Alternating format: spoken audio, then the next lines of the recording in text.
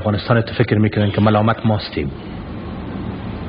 هر چی که میگفتین که ما قطعات شوروی رو برای ازی خواستیم که از اونجا پاکستانی میه، از اونجا امریکایی میه، از اونجا عربی میه، سلاحهای گوناگون و مختلف میه، برای ازی که امنیت باشه.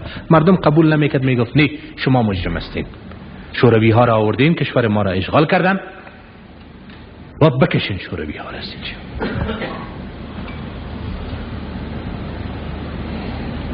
همدردی و پشتیبانی مردم با اونا بود، از شما پنهان نمیکنم میره.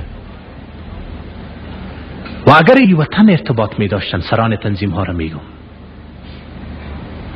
با این وطن ارتباط می داشتن، در دست بیگانگان نمی بودن. استخبارات نظامی پاکستان و عربستان سعودی و امریکایی ها اینا را رهبری نمی کرد. و نمو روزی که شوروی از اینجا برآمده بود، یک اعلان می کردن که برادران ما برای آزادی وطن خود می جنگیدیم، شوروی را کشیدیم، آل دیگه برادر خود را، فرزند خود را، خواهر خود را و مادر خود را نمی کشیم، وطن خود را ویران نمی کنیم. این ما سلا بر زمین گذاشتیم. ما قاتل اولادهای از این وطن نیستیم، از برادران خود نیستیم.